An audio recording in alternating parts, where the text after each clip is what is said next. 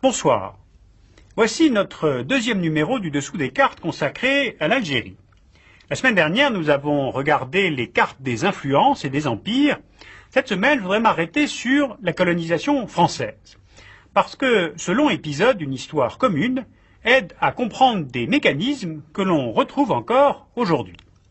Pour préparer cette lecture du territoire algérien, nous avons fait appel à des étudiants de géographie en licence à l'université d'Angers.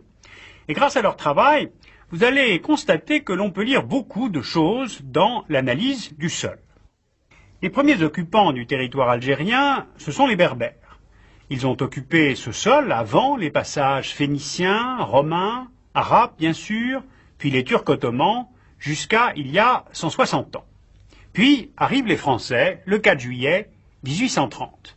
On voit sur la carte le premier point de débarquement à Alger. Tout à l'heure, en fin d'émission, je vous raconterai les raisons diplomatiques de ce mouvement militaire. Entre 1830 et 1835, la France occupe la côte sans difficulté. Le chef du corps expéditionnaire, le général Bugeaud, installe militaires et commerçants à Oran, Mostaganem, Alger, Médéa, Béjaïa, Bonn. Face aux Français, installés donc principalement dans les ports, on trouve une résistance qui se fédère autour de l'émir des tribus arabes, Abdelkader. Il gère environ les 2/3 de l'Algérie de l'époque, plus vers l'intérieur. On va donc avoir pendant plusieurs années deux États qui évoluent comme parallèlement. La France, qui en fait se substitue aux positions et à la domination ottomane, et l'émir Abdelkader, qui renforce son État fondé sur les principes coraniques. Et les deux logiques vont finir par s'opposer. Celle de la France, qui ne rencontre pas sur le terrain de vraies oppositions militaires, mais qui n'a pas non plus de vraies directives politiques depuis Paris. Et puis la logique de l'émir Abdelkader, qui lui a grandi dans une culture nationaliste, anti-ottomane, qui symbolise l'affirmation d'une nation algérienne, et qui donc se voit conduit, pour des mobiles qui sont à la fois et nationaux et religieux, à appeler les musulmans à la guerre sainte pour chasser les chrétiens du sol algérien. Entre les deux camps, ou plutôt entre les deux États, la guerre éclate en 1840 et va durer jusqu'en 1847, ce qui est long. Car en fait, la nette supériorité technique des militaires français est mise en échec par la mobilité, la connaissance du terrain des troupes d'Abdelkader. Celui-ci finalement est vaincu en 1847 et la progression territoriale de la France se poursuit alors, plus franchement, vers le sud. Donc l'Algérie est conquise, mais elle n'est pas soumise. La France fait face à une succession de révoltes, 1864, 1870, 1871, et cela n'empêche pas du tout des centaines de villages français de se créer de toutes pièces sur la côte ou près de la côte. Avec les cartes, on voit bien la progression de la présence des Français de 20 ans en 20 ans. 1846, 1866, 1886, 1906. L'idée coloniale, elle est simple au départ.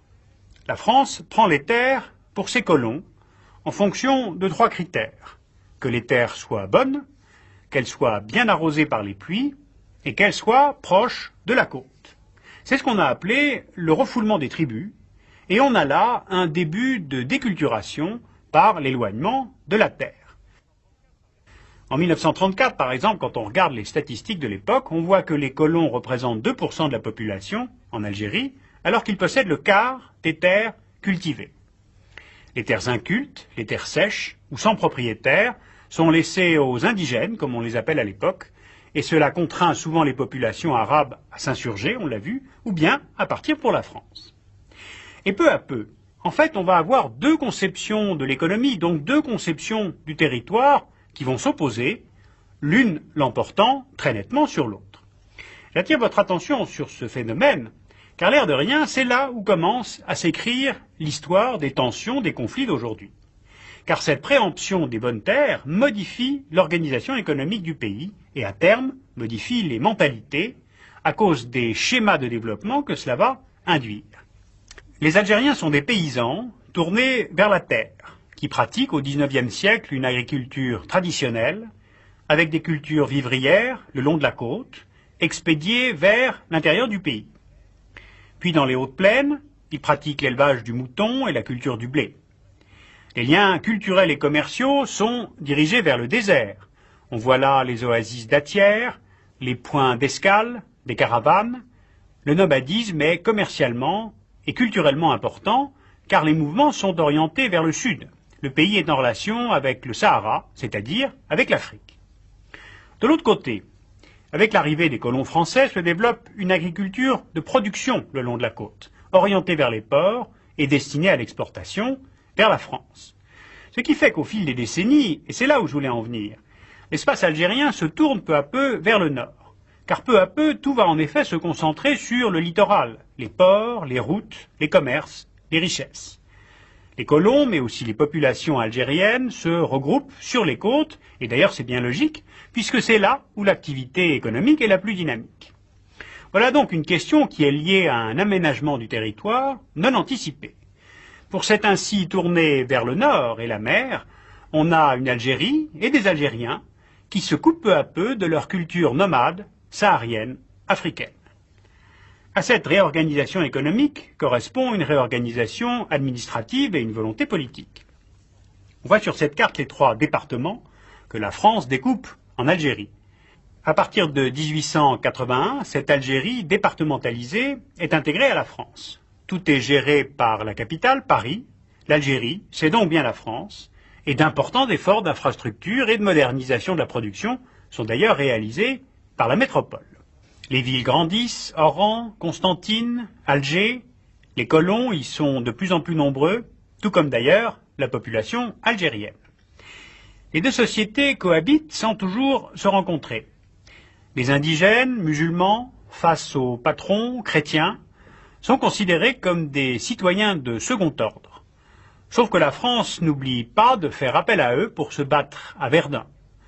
La Première Guerre mondiale sacrifie 173 000 combattants nord-africains dans les tranchées.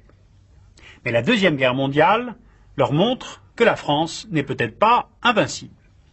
Alors ce que j'ai essayé de camper brièvement ici, c'est que le schéma de développement qui a été mis en place va perdurer de décennie en décennie, qu'il a été repris par les Algériens après leur indépendance et a pu contribuer à une forme de déculturation, c'est-à-dire un peuple déplacé dans son propre pays, qui voit sa culture, ses traditions et sa religion tenues pour seconde, d'abord par les Français, puis par les élites algériennes du FLN. La semaine prochaine, je vous raconterai comment le pays s'est développé, puis crispé, entre 1950 et 1995. Pour l'avoir gagné les armes à la main contre la France pendant la guerre d'Algérie, le FLN aura donc eu plus de 30 ans de légitimité au pouvoir.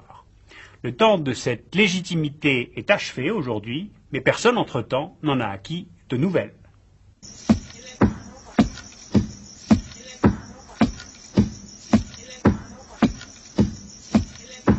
Pourquoi donc la France était-elle intervenue en Algérie? Eh bien, à l'origine, à cause de cet instrument-là. Voilà, ceci est un chasse-mouche avec un superbe manche en ivoire, et le point de départ de cette histoire, c'est une histoire d'argent.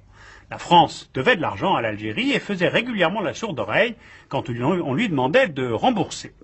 Une altercation orale entre le consul de France, Pierre Deval, et le dey d'Alger, le vieux Hussein, s'est terminée par un coup de chasse-mouche sur la face du consul français. Alors pour laver l'affront, le gouvernement de Charles X décide du blocus puis de la prise d'Alger en juillet 1830. Voilà donc le point de départ de l'expédition d'Alger. En tout cas, ce qui est certain, c'est que la monarchie de Juillet n'a pas au départ de vision conquérante et encore moins coloniale. Alors si vous voulez retrouver cet épisode et l'histoire de cette colonisation française, je vous renvoie à ce livre, l'histoire de la France coloniale. C'est un collectif d'historiens qui l'a écrit et qui a été édité chez Armand Collat.